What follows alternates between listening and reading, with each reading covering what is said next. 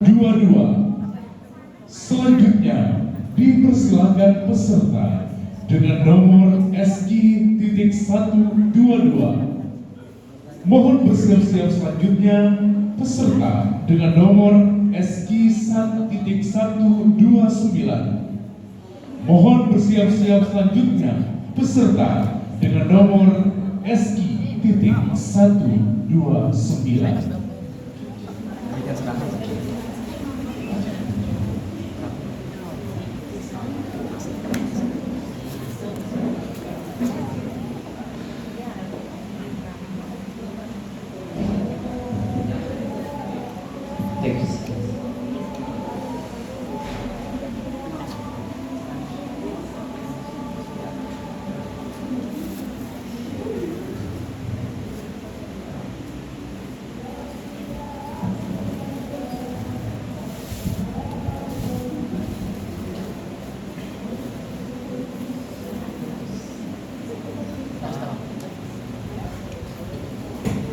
Bismillahirrahmanirrahim.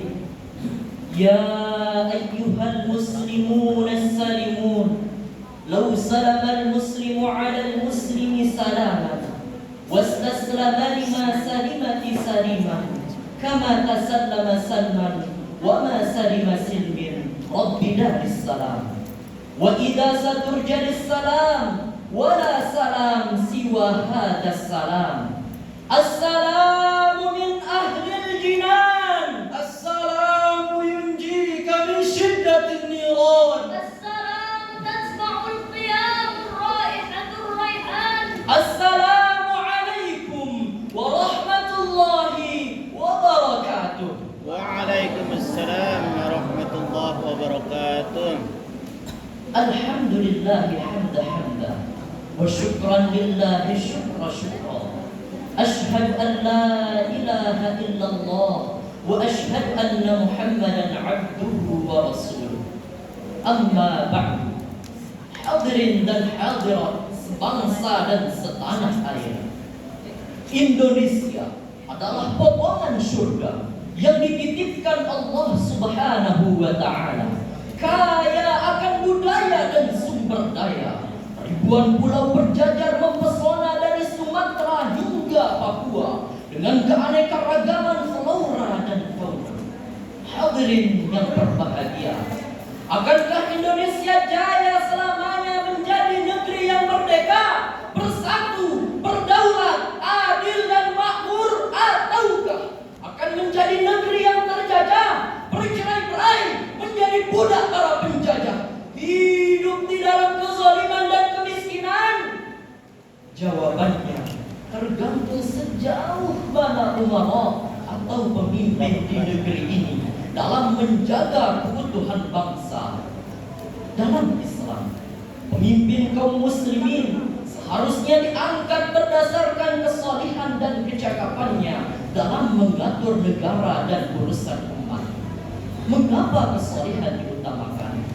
Karena tujuan kepemimpinan dalam Islam adalah hirasatud din wa himayatud dunya bid-din, menjaga agama dan memelihara urusan dunia sesuai aturan agama.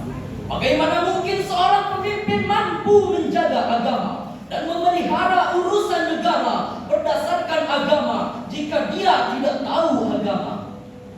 Hadirin a'azzani Allah wa iyyakum. Umara atau pemimpin memang harus mendekat dan bersatu bersama ulama untuk meminta nasihat, arahan, dan bimbingan.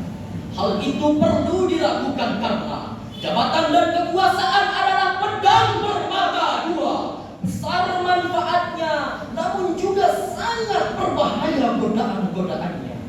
Untuk itu, izinkan kami membawa syarahan yang bertemakan relasi ulama dan umara dalam menjaga keutuhan bangsa, yang berlandaskan Quran surah Ali Imran ayat 103. أعوذ بالله من الشيطان الرجيم.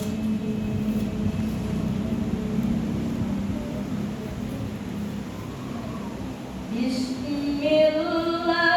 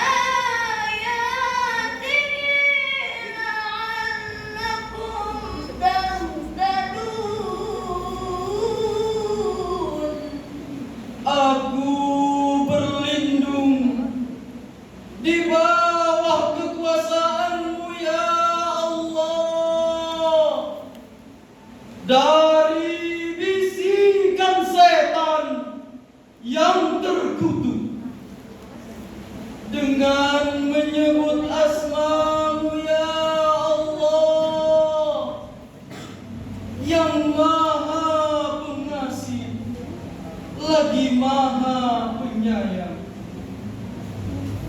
Berpegang teguhlah kamu semuanya pada tali agama Allah. Janganlah bercerai-berai, dan ingatlah nikmat Allah kepadamu ketika dahulu bermusuhan, lalu Allah mempersatukan hatimu sehingga dengan karunia-Nya kamu menjadi bersaudara. Dan ingatlah pula ketika itu kamu berada di tepi jurang neraka, lalu Allah menyelamatkan kamu dari sana. Demikianlah Allah menerangkan ayat-ayat-Nya kepadamu agar kamu mendapat petunjuk.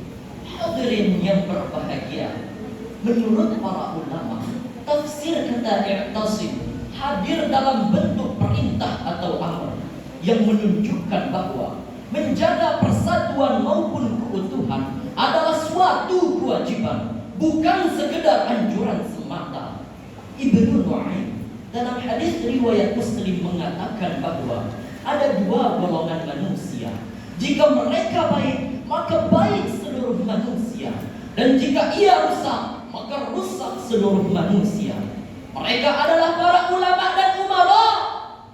Hadis ini memberikan peringatan bagi umat Islam bahwa suatu negeri akan baik dan aman jika ada kesalihan para ulama dan keadilan para umara. Sebaliknya, kerusakan negeri ini bergantung pada sinergi keduanya. Jika relasi keduanya berjalan tidak beriringan atau saling bertentangan, maka akan terjadi perpecahan di negeri ini. Oleh sebab itulah para ulama zaman dahulu sangat dekat dengan penguasa. Bahkan antara ulama dan umara memiliki hubungan sinergis simbolis mutualisme. Lihatlah di mana pidato Abu Bakar As-Siddiq setelah diangkat menjadi khalifah, beliau berkata, "Saudara-saudara, aku telah diangkat menjadi pemimpin bukanlah karena aku yang terbaik di antara kalian semuanya. Untuk itu, jika aku berbuat baik, bantulah aku, dan jika aku berbuat salah, luruskanlah aku." Begitu juga dengan Umar bin Khattab, saat dilantik pun meminta agar diluruskan jika salah. Saat itu, seorang sahabat bangun dan menyatakan, "Jika Anda benar, saya akan mentaati Anda. Jika Anda menyimpang, maka pedang ini yang akan meluruskanmu." Bukannya malah Umar justru tersenyum bangga melihat ada rakyatnya yang siap meluruskan pemimpinnya. Jika seorang pemimpin sesoleh Abu Bakar dan Umar saja meminta nasihat dari ulama dan rakyatnya, maka pemimpin dan pejabat hari ini lebih patut untuk meminta nasihat serta bimbingan para ulama. Sistem demokrasi sekuler sekarang ini, pejabat dilantik bukan pula karena kesalahannya dalam memimpin, tapi hanya karena mereka mampu membiayai kampanye. Mereka terpilih karena publik tertipu dengan politik pencitraan, mempublikasikan kebaikan dan menutupi keburukan dirinya. Kemudian hasilnya adalah pejabat-pejabat yang tidak kompeten dan malah menyalahgunakan jabatannya. Jujur dan amanah akan menjadi hal yang sulit jika berhadapan dengan uang. Sikap mementingkan rakyat serasa berat jika berhadapan dengan kepentingan partai dan pihak-pihak yang sudah membiayai kampanyenya. Adil serasa mustahil jika sudah berhadapan dengan para konglomerat. Hadirin yang berbahagia, kepemimpinan dan jabatan di era ini jauh lebih layak untuk untuk mendengar nasihat para ulama dan meminta bimbingan mereka, bukan malah menjauhi dan mengkriminalisasi lembaga-lembaga ulama dan Islam, bukan pula mendekat, tapi dengan maksud menekan atau mempengaruhi mereka agar berfatwa sesuai keinginan penguasa. Ulama bukan hanya orang yang paham agama, tapi penjaga nurani bangsa. Umara bukan sekedar pejabat, tapi pemikul amanah rakyat. Mereka ibarat dua sayap burung. Jika seimbang, burung terbang tinggi. Jika timpang, ia jatuh ke bumi. Oleh karena itu, pemimpin dan ulama harus memiliki komitmen dan cita-cita yang sama, yaitu membangun Indonesia yang damai, adil dan makmur.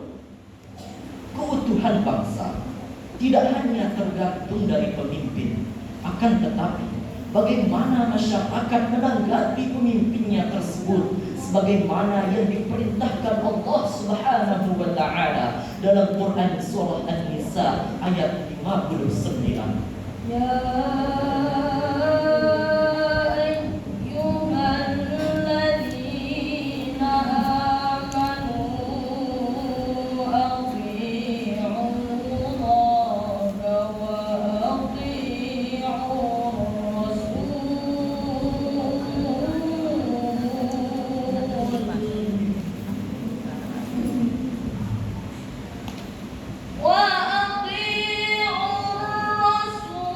wa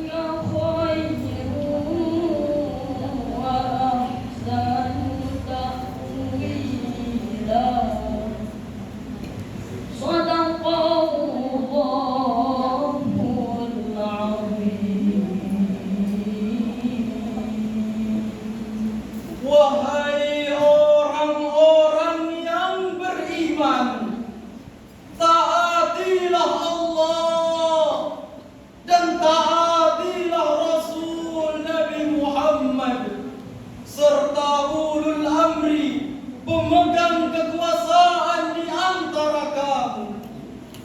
Jika kamu berbeda pendapat tentang sesuatu, maka kembalikanlah kepada Allah Al-Quran dan kepada Rasul Sunnahnya.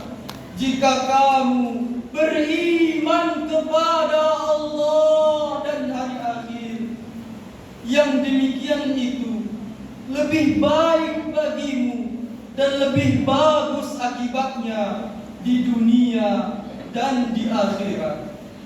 Maha benar Allah atas segala firman-Nya. Ibnu Katsir dalam tafsirnya menyebutkan perkataan Ibnu Abbas bahwa asbabun nuzul ayat ini berkenaan dengan Abdullah bin Hudzafah bin Qais ketika Rasulullah sallallahu alaihi wasallam mengutusnya untuk memimpin pasukan khusus. Abdullah memerintahkan pasukannya untuk mengumpulkan kayu bakar dan membakarnya. Saat api sudah menyala, ia menyuruh pasukannya untuk memasuki api itu. Lalu salah seorang pasukannya menjawab, sesungguhnya jalan keluar dari api ini hanya Rasulullah sallallahu alaihi wasallam. Jangan tergesa tergesa-gesa sebelum menemui Rasulullah sallallahu alaihi wasallam. Jika Rasul memerintahkan kalian untuk memasuki api itu, maka masukilah. Kemudian mereka menghadap Rasulullah dan menceritakan hal itu. Dan Rasulullah melarang memasuki api dan menegaskan bahwa ketaatan hanya dalam kebaikan. Dari tafsiran ayat ini, kita mendapat dua poin penting.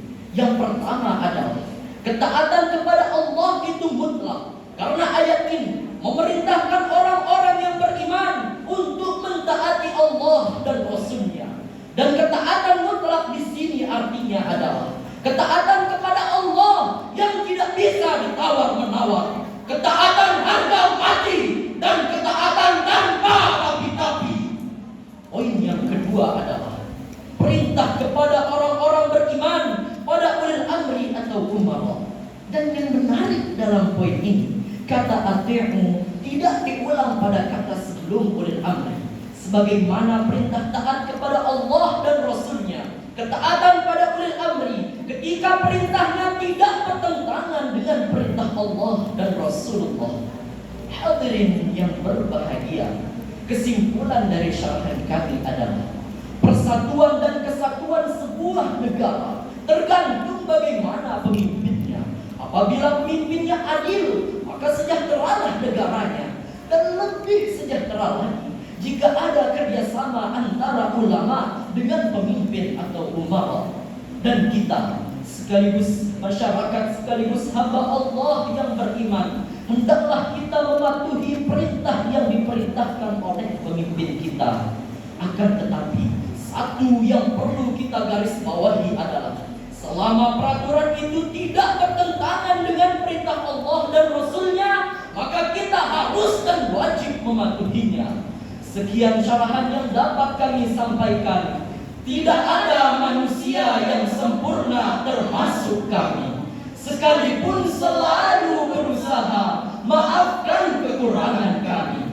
Namun jika dianggap sudah baik, bolehlah kami diberi tambahan nilai. Wassalam.